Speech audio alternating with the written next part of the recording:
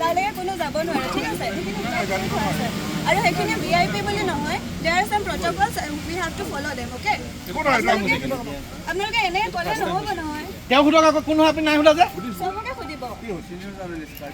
we are keeping a distance for everybody এটা কি হ'ব আপোনালোকে যাব দিব নিদিয়ে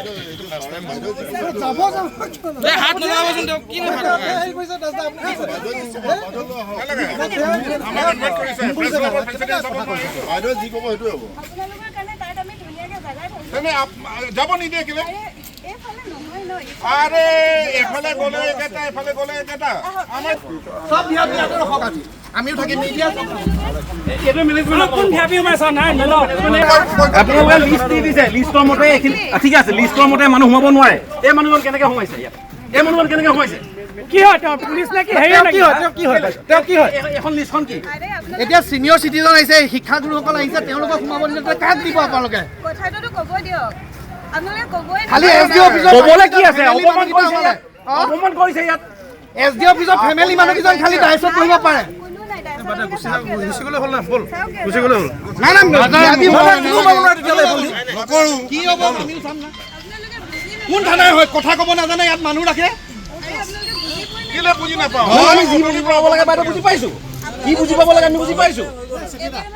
কি বুজি পাব লাগে আমি বুজি পাইছো হ'ব কি ইছ্যু আছে খালি মিডিয়া কি আহিব পাৰে এইটো নিয়মটো কেনেকুৱা আপোনালোকক কোনে কৈছে নাই বস্তুটো আমি বুজি পোৱা এইফালে সোমাব নোৱাৰে এইফালে আহি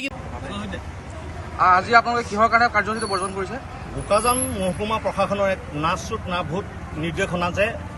যি স্বাধীনতা দিৱস তেওঁলোকে উদযাপন কৰিছে তাত সংবাদ মাধ্যমক প্ৰৱেশত বাধা দিছে এটা না চুট না ভোট ঘটনা অসমৰ কোনো জেগাত আমি খবৰ লৈছোঁ কোনো জেগাত এনেকুৱা নিৰ্দেশনা অহা নাই কিন্তু বোকাজানৰ সংবাদ মাধ্যমৰ সাংবাদিকসকল যেতিয়া বোকাজান মহকুমা প্ৰশাসনৰ এই কাৰ্যসূচীত অংশগ্ৰহণ কৰিবলৈ আহিছিল নিমন্ত্ৰণ ক্ৰমে কিন্তু তেওঁলোকক প্ৰৱেশত বাধা দিলে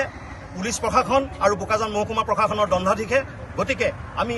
ইয়াৰ দ্বাৰা স্পষ্ট কৰি দিছোঁ যে যিটো সময়লৈকে বোকাজান মহকুমা প্ৰশাসনে ইয়াত স্থিতি স্পষ্টীকৰণ নকৰে স্পষ্ট নকৰে তেতিয়ালৈকে বোকাজানৰ সংবাদ মাধ্যমে মহকুমা প্ৰশাসনৰ তথা আৰক্ষী প্ৰশাসনৰ কোনো কাৰ্যসূচীতে অংশগ্ৰহণ নকৰে কিবা ষড়যন্ত্ৰ বলি হোৱা বুলি ভাবিছে নেকি ইয়াত আচলতে ষড়যন্ত্ৰ মানে কোনো অসমৰ কোনো জেগাতে এনেকুৱা নিৰ্দেশনা অহা নাই কিন্তু বোকাজানত বোকাজান মহকুমা প্ৰশাসনে কেনেকৈ এই নিৰ্দেশ দিলে সেয়া আমি ইয়াত ৰহস্যৰ গুণ পাইছোঁ গতিকে ইয়াৰ বিষয়ত এটা উচিত তদন্ত আমি বিচাৰিছোঁ আচলতে অতি দুৰ্ভাগ্যজনক আমি আজি বছৰ ধৰি এনেদৰে এই ৰাস্তাটোৱে দিয়ে এই পুলিচৰ নিৰাপত্তাৰ মাজেৰে সাংবাদিকৰ আই কাৰ্ডখন দেখুৱাই আমি পাৰ হৈ যাব পাৰিছিলোঁ আমি বাতৰি সংগ্ৰহৰ কাৰণে বিভিন্ন সময়ত গৈছিলোঁ কিন্তু এইবাৰ দেখা গৈছে যে আজি পটককৈ কোৱা হৈছে যে আপোনালোকক নিৰাপত্তাজনিত কাৰণত মেটেল ডিটেক্টৰেৰে চেক কৰিহে পঠাব পৰাৰ ব্যৱস্থা আছে কিন্তু আমি দুখ পাইছোঁ যে আমাৰ সন্মুখেদিয়ে কিন্তু বিভিন্ন ব্যক্তিক এই ৰাস্তাটোৱেদি যাবলৈ দিছে কিন্তু আমাৰ বোকাজানৰ যিসকল মহকুমাৰ যিসকল সাংবাদিক সেই সাংবাদিকসকলক কিন্তু এই পথেৰে যাবলৈ তেওঁলোকে মানা কৰিছে বাধা প্ৰদান কৰিছে এই ক্ষেত্ৰত আমি ধিক্কাৰ জনাইছোঁ আৰু পৰৱৰ্তী সময়ত তেওঁলোকে এইটো আমাক যদি স্পষ্ট নকৰালৈকে আমাক ক্ষমা নোখোজালৈকে আমি কিন্তু তেওঁলোকৰ কোনো ধৰণৰ প্ৰশাসনৰ কোনো ধৰণৰ বাতৰি আমি পৰিৱেশন নকৰোঁ বুলি আমি সংকল্পবদ্ধ হৈছোঁ